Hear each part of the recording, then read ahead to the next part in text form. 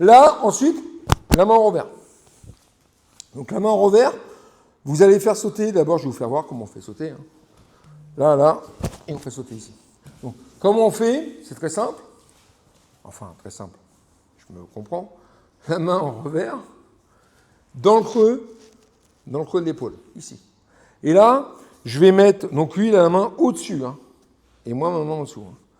Je vais prendre le revers, je le tends, et je lève la tête. Là, je vais pousser et tendre son bras.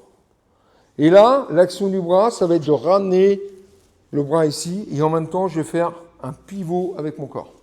Et là, je vais tirer et ramener. Tirer et ramener le revers.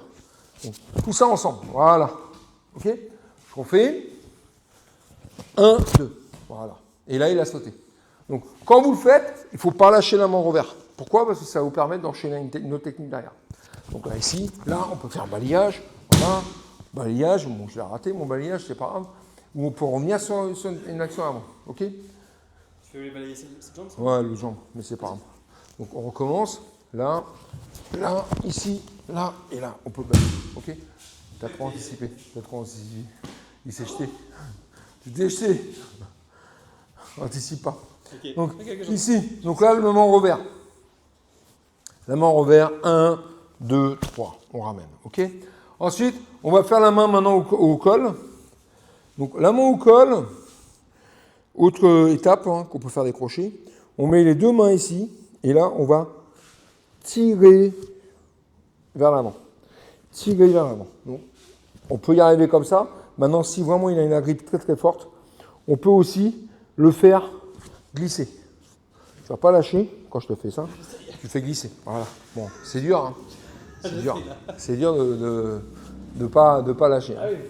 Parce que c'est très, très, très efficace. Là, on tire et on fait glisser. Il y en a, ils vont arriver quand même à tenir. D'accord? Et le but, c'est d'arriver à le refaire descendre. Ou après, la meilleure solution, ben, c'est de ne pas poser les mains. Oui, c'est d'éviter. Si, voilà. Donc là, c'est tout de suite, après, on arrive sur la stratégie de choper la manche qui vous gêne. On a face à un droitier, par exemple, qui monte la main là-haut, hop, je lui chope la main.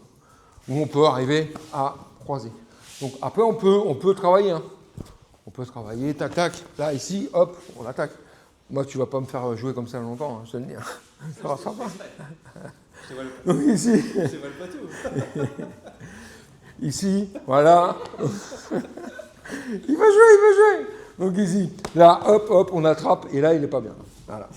Donc on peut attraper directement, mais là, la saisie, c'est à chaque fois.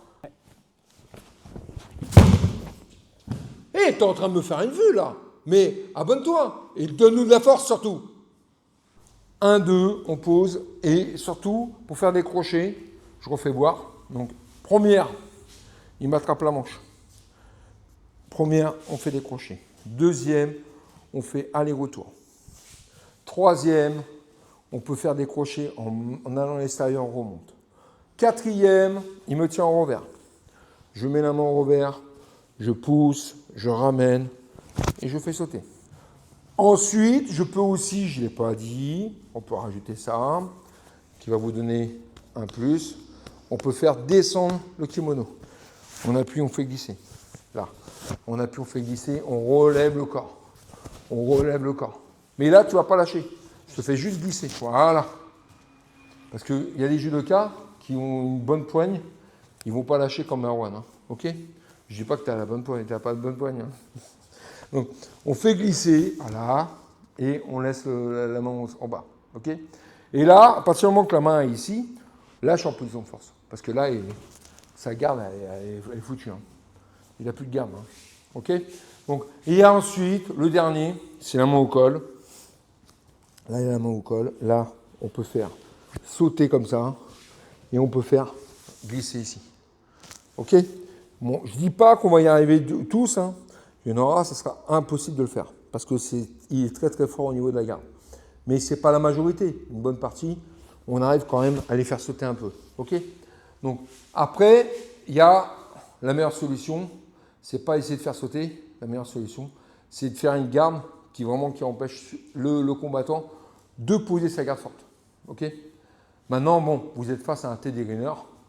Alors là, ce n'est pas la même chose. Là, c'est des judokas qui sont très très forts physiquement. Et on les voit, hein, les combattants face à lui. Dès qu'il a mis la main là-haut, ils ne voient plus le jour, ils sont comme ça, pliés en deux. Et en plus, en judo, quand vous êtes cassé en deux comme ça, vous prenez des pénalités. Hein. Donc ça va très très vite.